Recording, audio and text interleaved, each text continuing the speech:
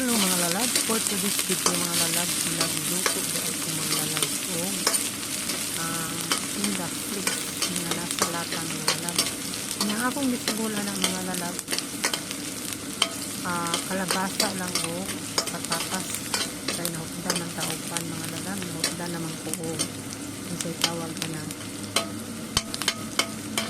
sitaw. So, wala na sitaw mga lalab, so kana lang ato ang baka klase ng gulay akong isagol anak mga lalab, patatas ka o kalabasa. Siyempre mikos-mikos na tuguna ng katuang lamas, bombay o gahos. Karong pagkalutuan ako mga lalab, wala gitkoy siling mga butang mga lalab. Pero anyway mga lalab, ulit na lang sa inyo na bugay siling hindi na pagluto.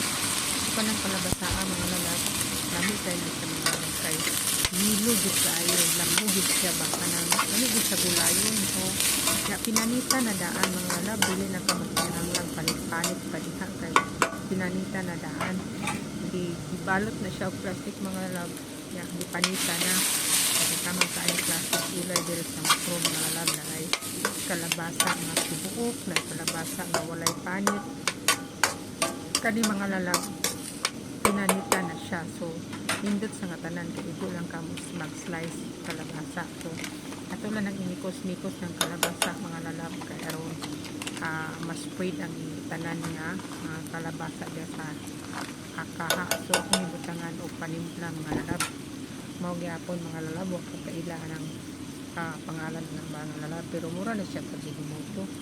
So gibutangan ako oyster soy sauce mga lalab kay ay magusto nang magluto pa na ay ano kanang oyster sauce. So tulad na siyang pasagdan mga lalab, mga 5 minutes malasa na ng kuan kalabasa or mahapok na siya usa na to ilunod ang ato ang patatas. O isa lang kamo akong nasagol anak mga lalab kay isod kaayo daghanon nimo nga duha ra man ni mga on.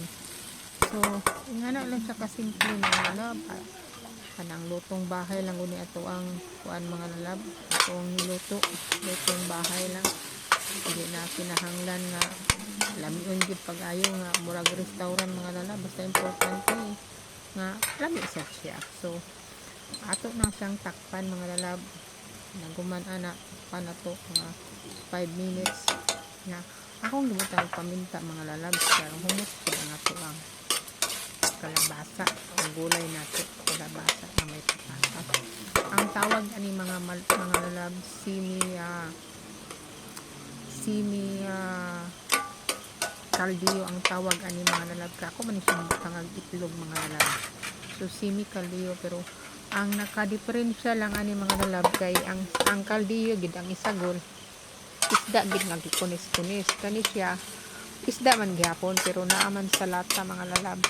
So atong i-add on ang atong bombay mga lalab kay nag-slice man kog bombay nga kanabit ang dagko siya, wala na ko ilunod tanan ganiha sa pagsugod na kog luto.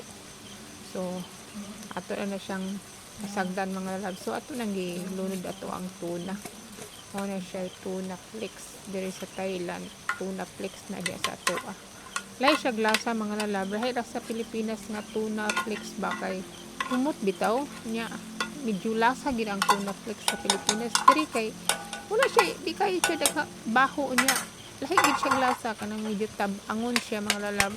Sa Pilipinas kay pwede na mga ito isud ano, pero kasagaran sa Pilipinas maglutog tuna ilagan lang ibutang sa nilag udong, di ba?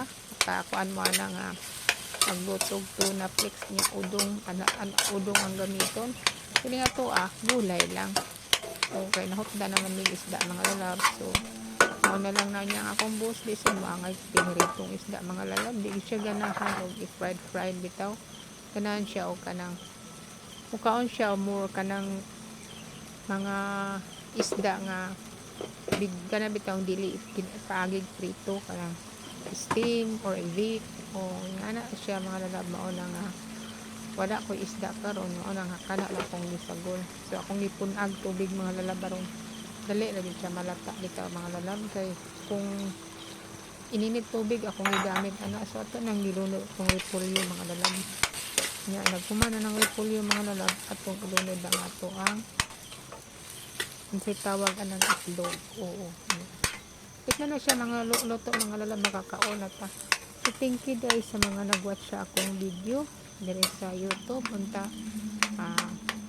na ampere may nag-watch sa akong video bisan dili kaayo ni siya parehas sa uban nga as in panindutay gid sa video ni ato simple lang man ni ato mga lalab mo na tawag na inato lang mo na ingon nga wala na ta magkinahanglan pag edit diha nga ato nga naka-upload lang tag video sa ato ang channel. So nanay itlog mga lab ako nang ibutang ang itlog mga lalab. So thank you so much sa inyong tanan. Hapit na lang maluto kakaon na ta nagkaluto ana mo na sudana mo sa panood ko mga lalab. Duha lang man dala na siya kanihapon kaya parisa na siya og nagluto man sa quaker oats na akong buot ang iya